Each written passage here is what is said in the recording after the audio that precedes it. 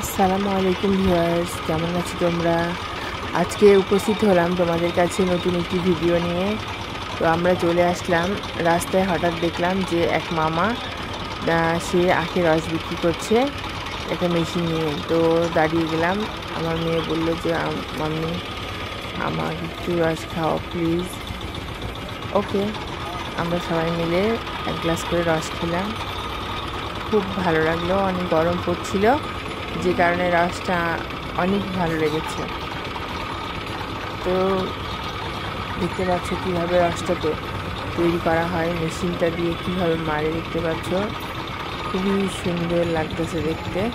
কিন্তু এখানে একটা বোঝার ব্যাপার আছে, সেটা হচ্ছে এই রসটা যে জায়গা দিয়ে পড়তেছে ওইখানে একটা বরফ রাখা আছে। বরফটা, আমার প্রশ্ন, ওই পিওর কোনো পানি দিয়ে বরফটা বানানো হয়েছে নাকি যে কোনো জায়গায় থেকে পানি দিয়ে? এটা ভাবার বিষয়, কারণ আমরা যারা না জেনে খাচ্ছি তাদের অবশ্যই পেটে সমস্যা হতে পারে। তো আমরা চাই না কেউ যে আমরা অসুস্থ হয়ে পড়ি। রাস্তায় কোনো খাবার এমনিতে খাওয়া ঠিক না। তো তারপরেও বাচ্চা বের হলে অনেক সময় খেতে চায়। দেখতে পাচ্ছেন অনেকেই খাচ্ছে, খুব মজাও লাগে।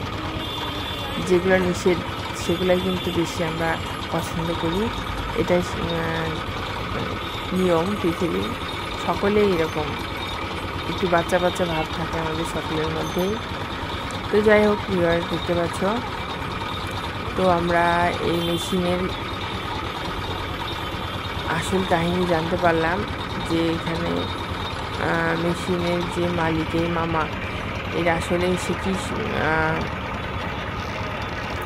চিটিং করতেছে নাকি বরফটা আসলে, আমরা একটু জিজ্ঞাসা করেছিলাম, কিন্তু স্বীকার তো করে না। হ্যাঁ, যাই হোক, আমরা দেখতে পাচ্ছি কতগুলো আখ। দেখো কীভাবে আখগুলো ভালো করে উপরে কভারটা সুন্দর করে ইয়ে করে রেখেছে, সাইজ করে রেখেছে, ছোটো ছোটো করে টুকরা টুকরা করে রেখেছে। একটা করে যে আখের রস খেতে চায় তাকে একটা করে এই যে মাড়াই করে দিয়ে দেয়। দেখতে পাচ্ছ, খুব ভালো লাগছে দেখতে। ইচ্ছা হচ্ছে যে আমি এই কাজটা করি। যাই হোক, এই কাজটা আমার না, আমি করবো না। তো অনেকক্ষণ দাঁড়িয়ে দেখলাম, খুব ভালো লাগলো।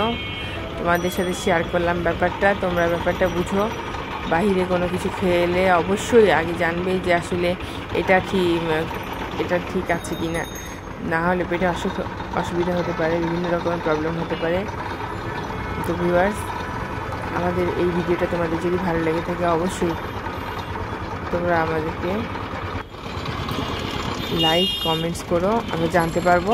আল্লাহ হাফেজ।